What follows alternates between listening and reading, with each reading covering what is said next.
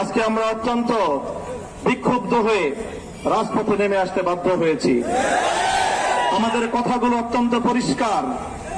আমরা ধর্ষণ এবং জেনা ব্যভিচারের জন্য সর্বোচ্চ শাস্তি প্রকাশ্যে প্রয়োগের দাবি জানাই। সরকার ইতিমধ্যে আংশিক দাবি পূরণের পরিবেশ নিশ্চিত করবার পদক্ষেপ নিয়েছেন। আমাদের দাবি পরিষ্কার, সেই শাস্তি জনসম্মুখে প্রকাশ্যে প্রয়োগের ব্যবস্থা করতে হবে। যেন একটা ধর্ষণের শাস্তি, একটা ব্যভিচারের শাস্তি দেখবার পর সমস্ত লম্পটদের বুকের মধ্যে ভয়ের কম্পন তৈরি হয়ে যায়। আমাদের স্পষ্ট আরেক দাবি হল, শুধুমাত্র ধর্ষণের কঠোর শাস্তির মাধ্যমে ধর্ষণ এবং ব্যভিচার বন্ধ করা যাবে না। এর যে উৎসমুখগুলো রয়েছে সেই উৎসমুখগুলো বন্ধ করতে হবে। নারীকে অশ্লীল ভাবে উপস্থাপন করবার সমস্ত অপতৎপরতা বন্ধ করতে হবে।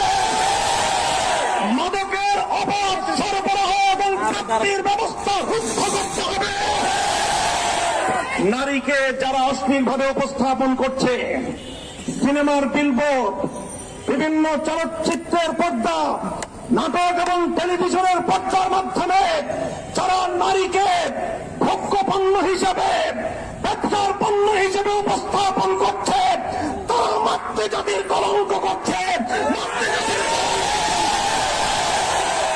আমরা একটা সময় পর্যন্ত দাবি জানাবো, সরকারকে বলবো, এই যে রাস্তাঘাটে বিভিন্ন বিলবোর্ড, বিভিন্ন ডিজিটাল অ্যাডভার্টাইজমেন্ট, বিভিন্ন সিনেমা হলগুলোতে, নাটকের নামে টেলিভিশনগুলোর পর্দায় নারীকে অশ্লীল ভাবে উপস্থাপন করার এই প্রবণতা রোধ করুন, এই অপতৎপরতা বন্ধ করুন।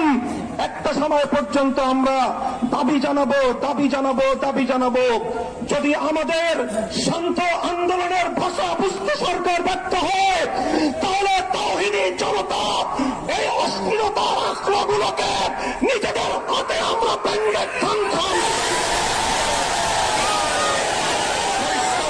বলতে চাই।